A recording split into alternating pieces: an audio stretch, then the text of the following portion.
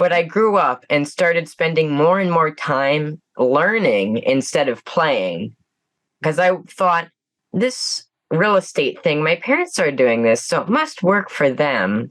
And from what I've heard about other families, my parents had been investing since before I was born, and my grandparents were retired.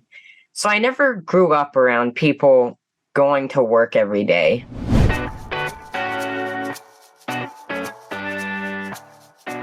Hello, and welcome to the Eternal Optimist Podcast, the show for optimists by optimists. This is the show for people who see the good in the world and want to make a positive difference in the lives of their families and communities. Each week, you'll hear inspiring stories that will get you thinking bigger and playing more offense in life. With your host and high-performance coach, Matt Drinkon.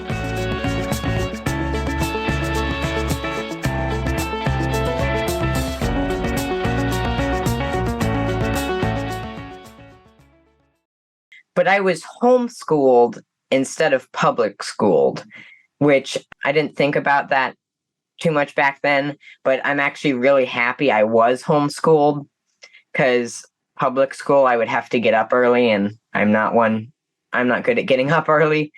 But I have a lot more freedom when I'm homeschooled. Like, instead of going to school and trying to sit down, shut up, and listen and memorize stuff, I'm actually learning stuff that my parents think is more important, and I get to see how they can implement that in their life. And I grew up around every Wednesday. They would have a Wednesday morning breakfast, which has went into a Wednesday night dinner, and I would see them go there every week. And I wonder why they always go out to breakfast, because every other day of the week we would stay home and eat.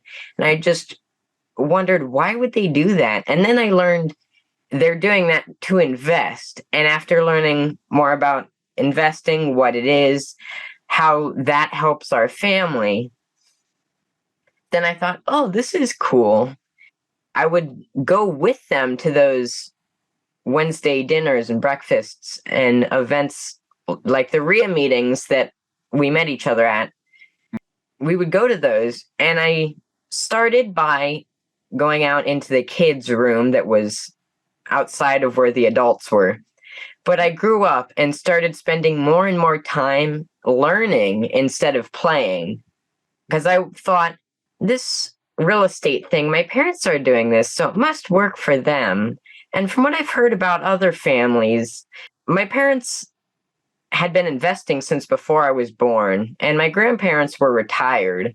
So I never grew up around people going to work every day. So I saw my parents being able to do what they wanted, and it seemed like they had a lot more freedom compared to what I had heard about other families. So I wanted that same freedom. So I thought, if what they're saying is true, how can I have the same freedom they do? And that's when I learned that they have their freedom from the passive income of real estate. Since I had been growing up around them going to real estate meetings, and I had been going to those same real estate meetings and learning, I had a thought in my head. I'm like, maybe this is a good idea. Maybe I should try and learn this. Maybe I could do that. And when my brother turned 5, he actually decided to start investing. You might remember the Lego story he talked about, because that was his first investment. And he asked me, because he needed more money for it, and he asked me if I had money and would partner on him with the Lego set. And I didn't really know much, but I remembered investment. I remember that being a good thing. So I agreed, and that was kind of my first investment. But I didn't really understand investing until I was 6 or 7, which is when I really started to go to more and more real estate meetings. And I actually started learning. Because when my brother turned 7, he decided to start investing in real estate. And I thought, okay, he's actually doing this. Like the whole family is doing this. I should probably learn more about it and learn how to do it. I think And this is that's how it. fascinating to hear your story. If I can jump in, because this is, if the listeners are out there wondering, well, wait a second. Your brother started to invest or learn about it at the age of 5, and you're younger than that. So you're already thinking about investing at or as early as 3. You don't understand it yet, but you're already learning about the concept of it. And you move forward a few years to the age of 6 or 7. And I'm not stuttering, friends out there, the age of 6 or 7, you start to invest and you gain a real interest in this. So I wanted to highlight that no, we're not stuttering here. Ethan is being really clear that yes, he has been learning this from that young of an age. And number 2, I want to honor you for a second, Ethan, because you said something that really shows off the maturity of your thinking. And for anyone from myself to any younger audience member listening, or someone who is interested in investing, the question that Ethan posed, which shows a lot, it gives great insight into the way he thinks. If what they're saying is true, then how can I get my freedom too? That shows wisdom beyond the years in first, if what they say is true. So you're questioning it. You don't just blindly accept it. If what they're saying is true, then how can I do that too? So already you've dropped some wisdom bombs on us that have been awesome. So let's come back. You're at the age of 6 or 7. You're starting to go more and more to these meetings about real estate. So take us forward from there, from 6 or 7, starting to go to these meetings. What's starting to happen from there, Ethan? From starting at 6, I am competitive to say I'm very competitive of a brother. And since my brother started investing when he was 7, I wanted to start investing earlier than him because, I always want to be better than him. And it would be funny because he's my older brother. Absolutely. I asked my dad, I would also like to start investing like Devin did. And he told me that I needed to go to the National Real Estate Convention, or some people call it OREA, and I needed to read the book Rich Dad, Poor Dad before he would allow me to start investing. And that is one of the other ways that I learned more about investing is by reading books like Rich Dad, Poor Dad, Cash Flow Quadrant, books like that. In fact, every day in the morning, to this day, my parents and I read 30 minutes a day every morning before we do anything else. We get out of bed, we get dressed, we go downstairs, and we read. And that's one of the ways I had learned. And then once I turned 7, I had used the things that I had learned to help me get started in investing.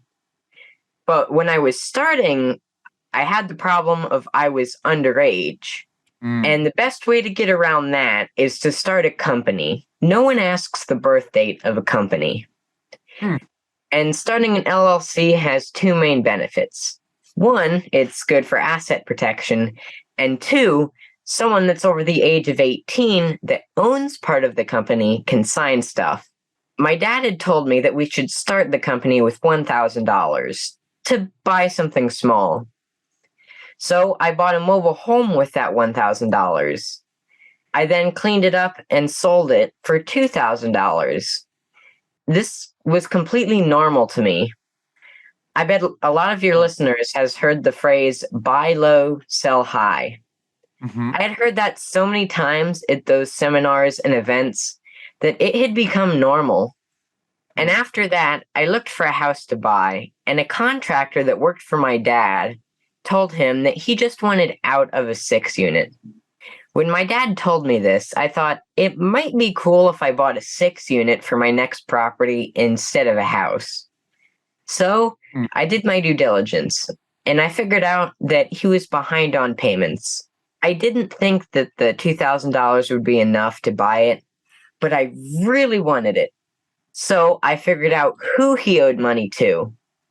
The first mortgage was held by my homeschool evaluator and friend from a RIA group, and the second mortgage was from a lady I had never met, which kind of scared me to ask her to take over if I could take over the mortgage because she didn't know me and I was 7. So I started by talking to my homeschool evaluator, and she said if I paid the missed payments right now, she would let me take over the mortgage as written. Luckily, the $2,000 would cover the past due payments. I said if I could get an agreement on the second mortgage, I would buy it and pay her that week. Now, all I have to do is talk to a lender I had never met and convince her to let me take over the mortgage.